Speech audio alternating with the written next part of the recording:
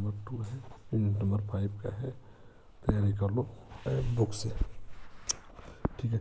Lesson plan. पाठ्य योजना। पाठ्य योजना क्या होती है? एक शिक्षक द्वारा तैयार की जाती है और कक्षा में क्या पढ़ाया जाए, कैसा पढ़ाया जाए, ये पाठ्य योजना होती है। इसके प्रकार, उद्देश्य, भाग, ठीक है। पाठ्य योजना। दैनिक पाठ्य योजनाओं को सर्वप्रथम जोहन फ्रेडरिक हर्बर्ट द्वारा 1776 से 1841 में प्रस्तुत किया गया था। पाठ्य योजना का जन्म गेस्टाल्ट मनोविज्ञान से हुआ था। किससे? गेस्टाल्ट मनोविज्ञान से हुआ है। मानवीय अधिगम में गेस्टाल्ट अधिगम सिद्धांत को प्रयोग अधिक प्रभावशाली माना है। यह एक उत्तम अधिगम सिद्धांत माना गया है जिसके अनुसार सीखने योग्य विषय वस्तु को समग्र रूप से प्रस्तुत करने से बालक खंड को भी सीख लेता है। इन अधिगम सिद्धांतों में दो तत्वों पर प्रमुख ध्यान देता होता है: प्रत्यक्षीकरण और सामान्यीकरण। पाठ्य योजना में आलेख है जिसमें अध्यापक एक निश्चित समय पाठ प्रस्तुत अपने निर्धारित लक्ष्यों के रूप में विद्यार्थियों के सम्मुख प्रस्तुत करता है। पार्टनर अध्यापक को कक्षा के दौरान क्या और कैसे सवालों के जवाब देता है। कक्षा से पहले अध्यापक स्वयं तैयार पाठ्य योजना करते हैं। कक्षा में शिक्षक द्वारा कराई जाने वाली क्रियाओं का ब्लूप्रिंट है। शिक्षक का पथ प्रदर्शन भी कहलाता है। क्या? शिक्षक पथ प्रदर्शन भी कहलाता है। परिभाषाएं कौन कौन सी है? मानसिक सारथी लेस्टन सैंडरसन ने पाठ्य योजना में प्रस्तुत शिक्षक कार्य की योजना है। कॉटन विगुड के अनुसार बताया गया है कि यह अध्यापक की ऐसी रूपरेखा होती है जिसमें पाठ के प्रमुख बिंदु क्रमशः वर्णित हो, जिसमें उन्हें पढ़ाना हो। महत्वपूर्ण अंश, पूछे जाने वाले प्रश्न, गृह कार्य एवं संदर्भित सामग्री की सूचना आदि भी सम्मिलित करते हैं। पी मुफात के अनुसार बताया गया है कि शिक्षण में प्रकरण, समस्या, सीखने की क्रियाएं, अन्य स्रोत सामग्री सम्मिलित है। इसके द्वारा छात्रों की प्रतिक्रिया, अभ्यास और अपेक्षित व्यवहारगत परिवर्तन की प्राप्ति संभव है। डेविस के अनुसार बताया गया है कि कक्षा में जाने से पूर्व शिक्षक को पूरी तैयारी कर लेनी चाहिए, बाधक नहीं होना चाहिए। बाइनी के अनुसार बताया गया है कि प्रस्तुतिकरण की विधियों तथा प्रक्रियाओं का निर्धारण करना होता है। भारतीय पाठ्य योजना का उपागम हर्बर्ट के उपागम पर आधारित है। किस पर? हर्बर्ट के उपागम पर आधारित है। हर्बर्ट के अनुसार पाठ्य योजना के 6 चरण बताए। कितने? 6 चरण बताए गए हैं। हर्बर्ट ने 4 चरण बताए हैं। वह उनके शिष्यों द्वारा जोड़े गए जो पाठ के लिए समझ का विस्तार करते हुए शिक्षकों को छात्रों के गलतफहमियों को पहचानने, उन्हें ठीक करने के लिए कई अवसर प्रदान करने के लिए डिजाइन किए गए हैं। ये चरण हैं। कौन कौन से चरण हैं? पहला है तैयारी। तैयारी में क्या होता है? शिक्षक छात्रों को प्रश्न पूछकर ऐसी गतिविधियों करके नए ज्ञान के लिए तैयार करता है। उन्हें पहले ही से ही ज्ञात सम्मिलित होती है। प्रस्तुति। शिक्षक सक्रिय भागीदारी के माध्यम से नए विचारों और ज्ञान का परिचय देता है। तुलना और जुड़ाव। छात्र उदाहरणों और अनुभवों का उपयोग करके नए ज्ञान को जो पहले हो जानने का प्रयास करता है। सामान्यीकरण में छात्र विचारों के सिद्धांतों के परिभाषाओं में समाहित करते हैं। अनुप्रयोग। छात्र कई परिस्थितियों में नए ज्ञान का उपयोग करने का अभ्यास करते हैं। पुनर्पूर्जनीकरण। शिक्षक प्रश्नों के माध्यम से छात्रों की समझ की समीक्षा करते हैं। ठीक है। पाठ्य योजना के प्रकार कौन कौन से हैं? ज्ञान पाठ्य योजना, नॉलेज लेसन। इन पाठों में ज्ञानात्मक पक्ष को प्रस्तुत किया जाता है। इनमें पाठों में ज्ञान, बोध, प्रयोग आदि की जानकारी दी जाती है, जैसे इतिहास, तथ्य, थ्योरी। इसकी स्किल लेसन कौशल पाठ योजना इन पाठों का संबंध किसी विशिष्ट कार्य में दक्षता प्राप्त करने से होता है। इसकी प्रकृति व्यवहारिक क्रियात्मक प्रयोगात्मक है। रसानुभूति पाठ योजना इसका संबंध शैक्षिक उद्देश्य की भावनात्मक से होता है। इसमें छात्रों में कला संगीत कविता आदि मनोभाव व्यक्त करने के लिए होता है।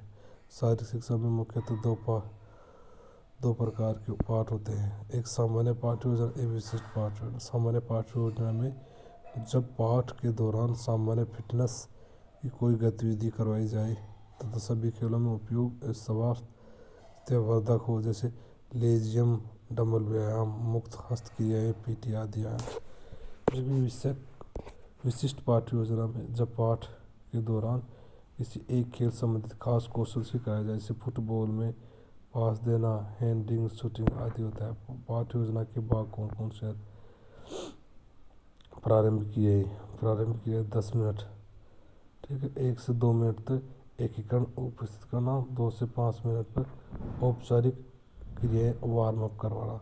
20 मिनट मुख्य भाग, वे क्रियाएँ जो पाठ का उद्देश्य है, ठीक है। 10 से 15 मिनट लीडअप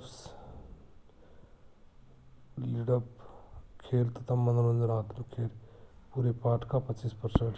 1 से 3 मिनट के लिए समाप्ति का भाग, उन्हें एकीकरण तथा विसर्जन करना। दोनों पाठ एक जैसे होते हैं, परंतु विशिष्ट पाठ योजना में वार्म अप के दौरान विशिष्ट वार्म अप कराया जाता है। वह अंत में लीडअप खेल खिलाए जाते हैं, परंतु सामान्य पाठ योजना में मनोरंजनात्मक खेल होते हैं। विशिष्ट वार्म अप 5 से 10 मिनट के लिए किया जाता है, जब 40 से 45 मिनट कक्षाएं हैं। शिक्षण सामग्री में सहायक शिक्षण सामग्री किसी भी कक्षा में एक अभिन्न अंग है। शिक्षण शिक्षा के लाभों में विद्यार्थियों को पढ़ने समझने कौशल में सुधार करने कौशल अवधारणाओं को चित्रित करने में मजबूत करने में निर्देशों को अलग करने जानकारी को नए रोमांचक तरीके से प्रस्तुत करने के लिए किया जाता है। शिक्षण कार्यक्रम का आधार अच्छा निर्देश है। शिक्षण सामग्री उसी आधार का एक प्रमुख तत्व है, ठीक है। लंबे समय तक याद रखना प्रति जिज्ञासु अभिप्रेत शिक्षण माध्यम से होती है। शिक्षण सामग्री में बताया जाता है कि छात्र मस्तिष्क में छाया चित्र बनाने में सहयोगी होता है। व्यक्तिगत विभिन्नताओं को महत्व देकर शिक्षण सामग्री संपूर्ण कक्षा का हित करती है, ठीक है। सामग्री को देकर सीखने में सहायक होती है, शिक्षार्थी का ध्यान केंद्रित रखने में सहायक होता है, जैसे मानचित्र चार्ट चित्र मॉडल। दृश्य सामग्री दृश्य साधन में मानचित्र हो गया, चार्ट चित्र हो गया, मॉडल हो गया, बोर्ड हो गया, स्लाइड फिल्म हो गया, स्लाइड फिल्म स्टिक हो गया, प्रोजेक्टर हो गया। श्रव्य दृश्य सामग्री में श्रव्य दृश्य संवेदनाओं को शामिल करके शिक्षार्थी को बेहतर संज्ञानात्मक कौशल विकास किया जाता है। वीडियो टेप हो गया, टेलीविजन हो गया, कंप्यूटर हो गया। श्रव्य साधन में हो गया जब साधन सामग्री द्वारा सिर्फ सुनकर सीखा जा सके, अधिगमकर्ता के संचार और सुनने के कौशल को बेहतर करता है। ग्रामोफोन टेप रिकॉर्ड रेडियो आदि होते हैं, ठीक है।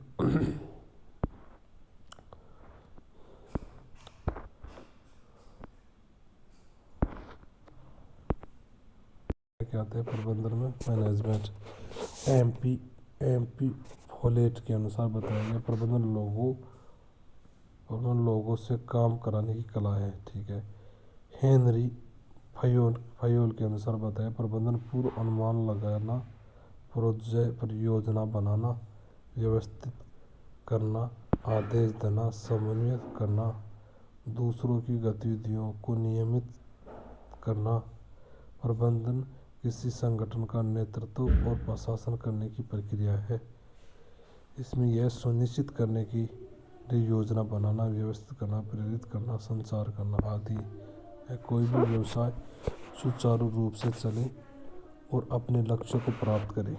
प्रबंधन सिद्धांत व्यवहार में उनके योगदान के कारण होता है। पिट्स डकर को प्रबंधन का जनक कहा जाता है। प्रबंधन का जनक किसे कहा जाता है? पिट्स डकर को कहा जाता है। फादर ऑफ मैनेजमेंट किसे कहा जाता है? पिट्स जनक, प्रबंधन का जनक कहा जाता है, जबकि फादर ऑफ मैनेजमेंट कहा जाता है इसको। F.W. टेलर को वैज्ञानिक प्रबंधन का जनक कहा जाता है। वैज्ञानिक प्रबंधन का जनक कहा जाता है। सिद्धांत हेनरी फ्यून ने आधुनिक प्रबंधन का जनक कहता है। हेनरी फ्यून को आधुनिक प्रबंधन का जनक कहता है। इसने 14 नियम बताए थे। कितने? 14 नियम बताए इसने। पहला श्रम विभाजन, दूसरा अधिगम जिम्मेदारी, तीसरा अनुशासन, आदेश समानता, दिशा की एकता, व्यक्तिगत हित को सामान्य लक्ष्य की ओर मोड़ना, कार्मिकों को उचित पारिश्रमिक, शक्ति अधिकार वितरण की प्रणाली, आदेश आदान प्रदान की एक निश्चित कड़ी होनी चाहिए, व्यक्ति और सामग्री को व्यवस्थित जगह, कर्मचारी स्थायी व लंबे समय तक रहे, समय के प्रति सदस्यों को उत्साह और समय के प्रति गहरा सम्मान होना चाहिए, ये बताया गया है। पर्यवेक्षण बताया गया निर्देशित या निरीक्षण करने के लिए ऊपर से देखना। ठीक है। विल्स के अनुसार बताया गया है कार्यक्रमों को नियोजित रूप से करने वाली प्रक्रिया का नाम पर्यवेक्षण है। कार्टन एच पटन के अनुसार बताया पर्यवेक्षक के द्वारा किया जाने वाला वह प्रयास है जिससे वह छात्रों की समस्याओं का निराकरण करता है तथा शिक्षण पद्धति सुधार करता है। लक्ष्य शिक्षण वातावरण को बेहतर बनाता है। उद्देश्य लक्ष्य प्राप्त करना, नेतृत्व प्रदान करना, अप्रभाविता को जांचना, प्रोत्साहन करना, शिक्षण वातावरण को सकारात्मक बनाना, संचार को बढ़ावा देना, नीतियों की व्याख्या करना, प्रदर्शन आकलन करना, सेवा प्रबंधन करना, समस्या सुलझाना, काम सौंपना, विवाद सुलझाना, रचनात्मक आलोचना हेतु। ठीक है। पर्यवेक्षण के सिद्धांत कौन कौन से बताए गए हैं? कार्मिकों की योग्यता जानने हेतु उन्हें अभिव्यक्त की आज़ादी देना, रचनात्मकता को बढ़ाना, व्यक्तिगत संबंधों को बेहतर करना, व्यक्तिगत जरूरतों को समझना, नेतृत्व देना, लोगों को निर्देशित करना, नियोजित रूप से व्यवस्थित करना, शिक्षण स्थिति में सुधार में महत्व देना, अहंकार पूर्णों का त्याग करना, पर्यवेक्षण में लचीलापन, शिक्षक की योग्यता में वृद्धि करना, अनुभव को साझा करना। ठीक है। निरीक्षण, स्पेक्ट्रम और पर्यवेक्षण बताया गया है। निरीक्षण कैसे होता है? यह एक नौकरशाही मॉडल है। यह एक लोकतांत्रिक मॉडल है। शिक्षकों की शिक्षण प्रक्रिया में सुधार करने में मदद करता है ये निरीक्षण। जबकि पर्यवेक्षण क्या होता है? यह अधिगम प्रक्रिया में सुधार करने में मदद करता है। यह आदेश और निर्देश दिए जाते हैं। इसमें पर्यवेक्षण क्या होता है? मार्गदर्शन और समर्थन प्रदान किया जाता है। ठीक है। अनुभव पर्यवेक्षण की तकनीकों से मुकाबला दौरा। ठीक है। क्या होता है? अंतर दौरा, निर्धारित दौरा, अनिर्धारित दौरा, आमंत्रण, निरीक्षण दौरा। सम्मेलन कौन से? व्यक्तिगत या समूह, स्टाफ मीटिंग, फैकल्टी मीटिंग। ठीक है। कार्यशाला विशेषज्ञों के स्तर पर नवीनतम जानकारी का साझा करना। कार्य सम्मेलन क्या होते हैं? कॉन्फ्रेंस, प्रोफेशनल संस्थाओं का विशेष उद्देश्य की प्राप्ति हेतु। प्रदर्शन शिक्षण में शिक्षण कार्य कुशलता तथा निर्देशन में सुधार। परीक्षण रिपोर्ट बुलेटिन के अनुसार। सेवार्थ परीक्षण जनसंपर्क में बताया। जनसंपर्क एक सामाजिक संचार प्रक्रिया है जिसमें व्यक्ति, संस्था, टीम, जनसाधारण के साथ एक ऐसा संबंध स्थापित करने का प्रयास किया जाता है जिसमें दोनों पक्षों को लाभ होता है। लक्षित ग्राहक के बीच पहुंचकर सकारात्मक छवि के निर्माण के जरिए आपस में मजबूत रिश्तों को स्थापित जनसंपर्क के माध्यम से किया जाता है। जनसंपर्क की बेहतर विकल्प यह है कि जनसंपर्क प्रचार करने में सबसे महत्वपूर्ण भूमिका मीडिया को निभानी चाहिए। इसके कार्य संपर्क के कार्य जन की राय और संगठन के प्रति जनता के रवैये का अनुमान लगाना, विश्लेषण करना, व्याख्या करना, उन रणनीतियों का समुद्र तैयार करना जो उन्हें प्रभावित करने के लिए स्वतंत्र अर्जित मीडिया का उपयोग करती है। संस्था की वित्त रिपोर्ट प्रस्तुत करना जिससे पारदर्शिता पर विश्वास बना रहता है। प्रेस विज्ञप्ति लिखना, विवरित करना, जनसाधारण में विशेष सार्वजनिक पहुंच बनाना, मीडिया संबंध आयोजना की योजना बनाना, उन्हें क्रियान्वित करना। शारीरिक शिक्षा में जनसंपर्क कार्य इसके महत्व को समझाने में सहायक शारीरिक शिक्षा की गतिविधियों में सहभागिता बढ़ाने के लिए प्रोत्साहन करना, शारीरिक शिक्षा से संबंधित भ्रांतियों को दूर करना तथा संस्था की गतिविधियों का प्रचार प्रसार करना। प्रतियोगिता शारीरिक शिक्षा में जनसंपर्क का सबसे अच्छा विकल्प है। प्रतियोगिता है ना, शारीरिक शिक्षा जनसंपर्क का सबसे अच्छा विकल्प है। इसे प्रत्यक्ष संसर्ग के प्रकार प्रत्यक्ष और अप्रत्यक्ष। प्रत्यक्ष में लोक वक्तव्य, अभिभावक शिक्षक मीटिंग्स, प्रतियोगिताएं, प्रदर्शनी, खेल दिवस, रैलियां, बैठक, सम्मेलन, संवाद, चर्चा। जबकि अप्रत्यक्ष में प्रकाशित मीडिया, बुलेटिन, समाचार पत्र, पत्रिकाएं, ग्राफिक्स, पेम्पलेट, चित्र, सूचना पत्रिका, electronic media, radio, television, film, social media, Facebook, Instagram आदि बताए गए। इस प्रकार ये बताए गए हैं। आगे देखते हैं।